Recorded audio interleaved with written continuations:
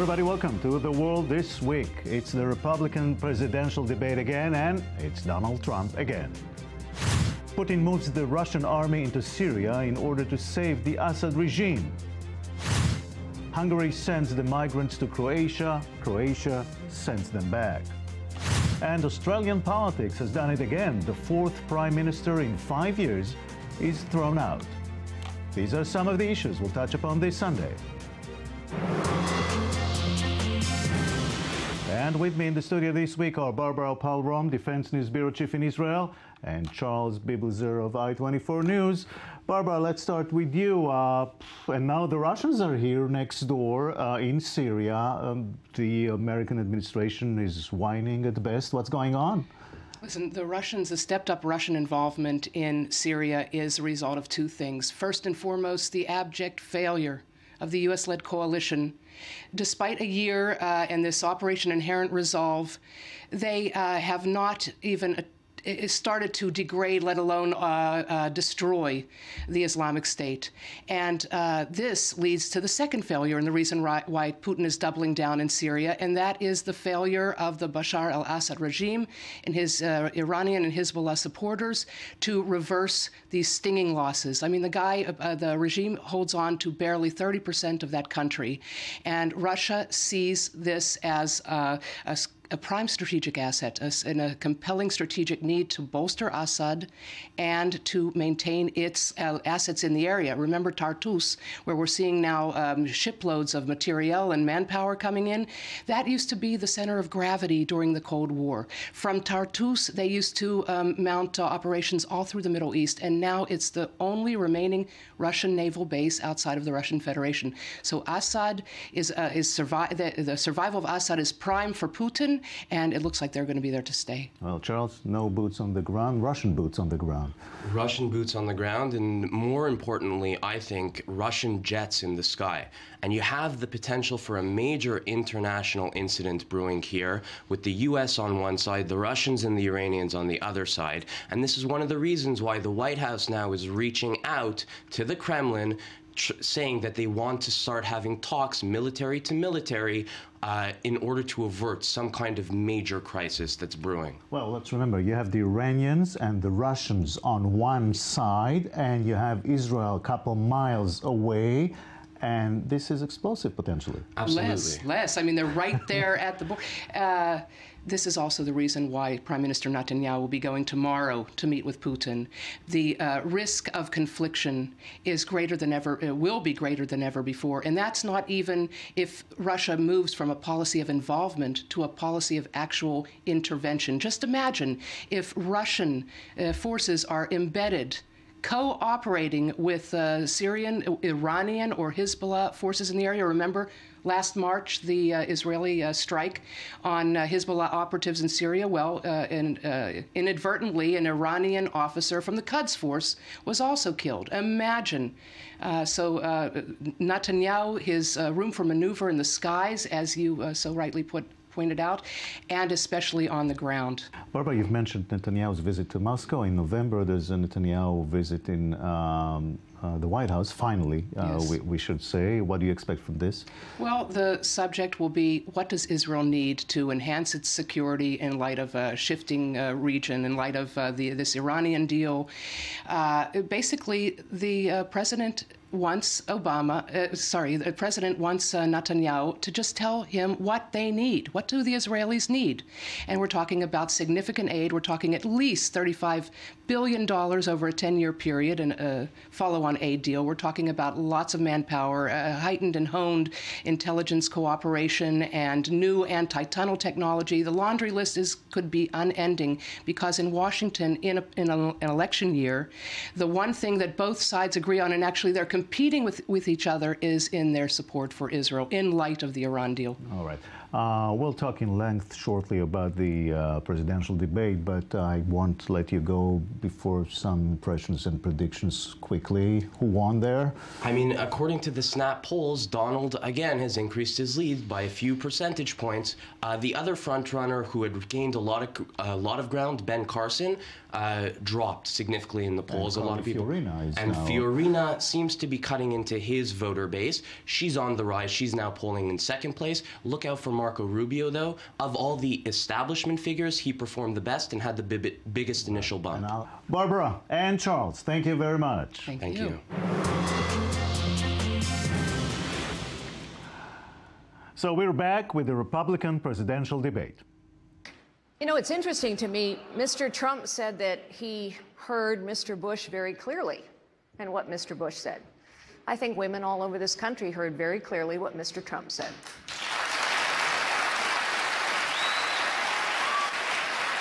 I think she's got a beautiful face, and I think she's a beautiful woman. All right, on that note, the one guy that had some special interest that I know of that tried to get me to change my views on something that was generous and gave me money was Donald Trump. He wanted casino gambling in Florida. I didn't want Yes, you did. Totally false. You wanted it, and you didn't get it because I was it. opposed to casino gambling I before, promise I would've during, gotten it. and after. And that's not, I'm not going to be bought by anybody. I promise, if I wanted it, I would have gotten it. No way, Ben. I'm very concerned about having him in charge of the nuclear weapons because I think his response, his visceral response to attack people on their appearance, short, tall, fat, ugly. My goodness, that happened in junior high. Are we not way above that? And would we not all be worried to have someone like that in charge of the nuclear arsenal? Mr. Trump. I never attacked him on his look, and believe me, there's plenty of subject matter right there. That I can tell you. With us from New York now is I-24 News correspondent Danielle Ziri. Hi, Danielle. Hi, Jacob. Well, they went after Donald Trump this time, and again, it was very personal most of the time. Yeah, it was indeed very personal. There was a few moments actually where the candidate sort of geared on Trump and bullied him, you could say, even though Donald Trump can't really be bullied.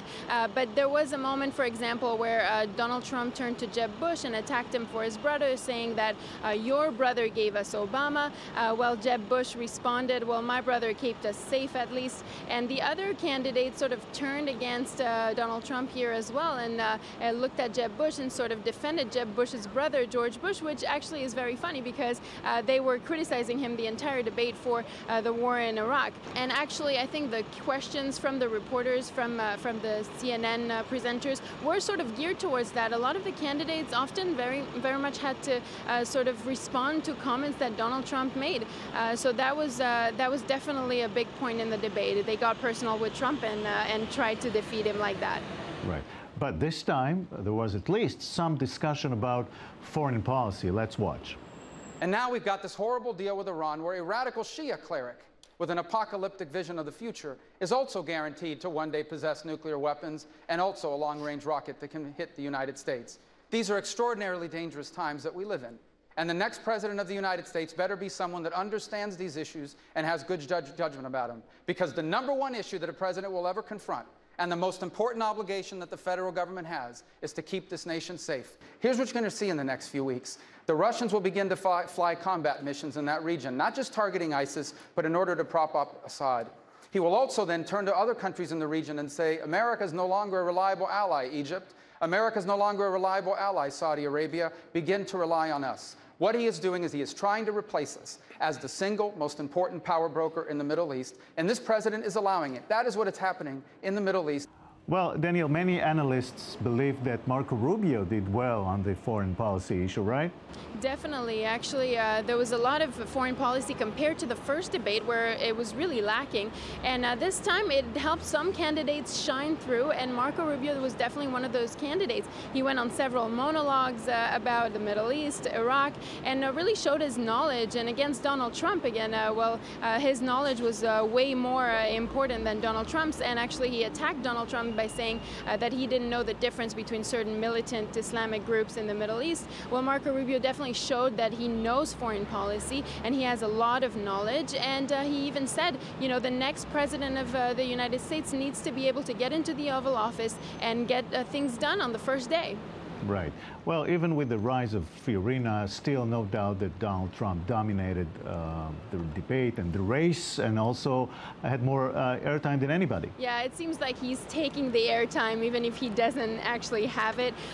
He actually very much appeals to people because of his supposed honesty. You would say that people perceive him as someone who says things out loud that everyone thinks, and so that sort of seems to entertain his image with people. And definitely Donald Trump, with the polls after the debate, we saw that Donald Trump was the big winner of this debate still, despite the picking on him and despite the fact that other candidates got to shine through.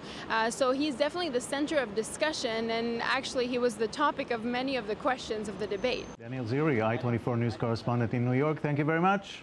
Thank you, Jacob. There's a lot happening in Australian politics, and Prime Minister Tony Abbott was abruptly fired by his own party this week. And with us from Perth is Peter Kennedy, one of Australia's most respected political journalists. Thank you very much for joining us, Peter. My pleasure. Now, Abbott was the nation's fourth Prime Minister in 5 years. What's happening in Australian politics? Well, it's a very unstable time in Australian politics, and the way the Prime Ministers have changed, as you've said. And Mr Abbott, unfortunately for him, was lagging in opinion polls.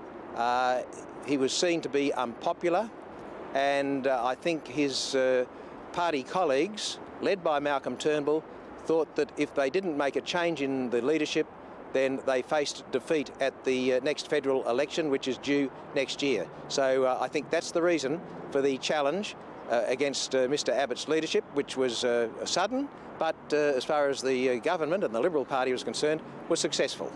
How much of that was due to Abbott's own personality?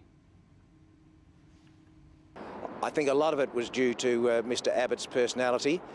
He was seen to be somewhat abrasive, and I think he had difficulty explaining the decisions that his government was making.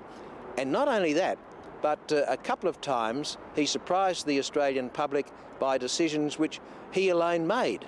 For instance, he reintroduced knighthoods in Australia, which was a complete surprise to everybody, even members of his own party. So that was one thing, and people thought Australia abandoned knighthoods 20 or 30 years ago.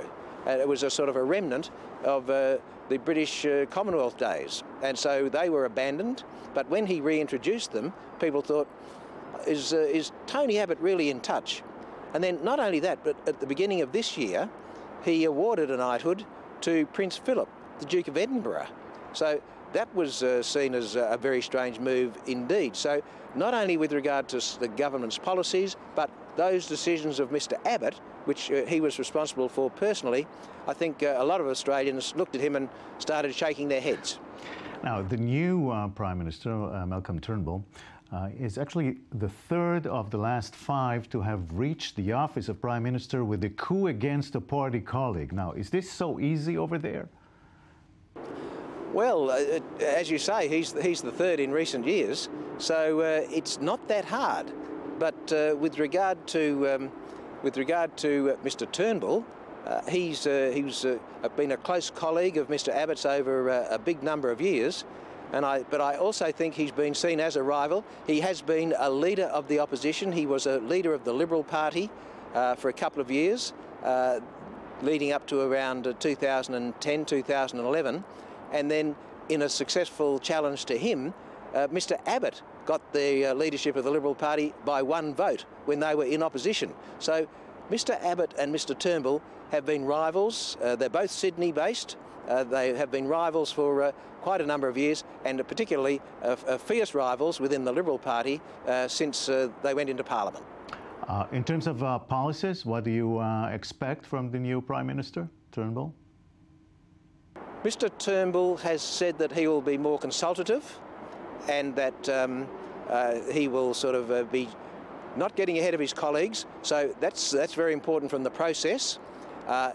We don't expect any major change in direction at this stage. He has said that the decisions that the government made when Mr Abbott was Prime Minister.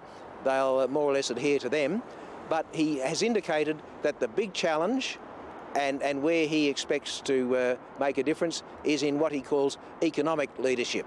There's a significant budget deficit in the federal budget, and the problem for the government is how to close the deficit, how to increase revenue, cut spending, and get that budget back into balance. So that's seen as a very important challenge, and Mr Turnbull has indicated that he'll provide the leadership which will give Australians a guide as to how they're going to get that budget back into balance. And it's going to be a very difficult task, I can assure you. Peter Kennedy, it was a pleasure. Thank you very much for joining us. Yeah, my pleasure. And this has been The World This Week. We'll see you here next Sunday. Have a great week.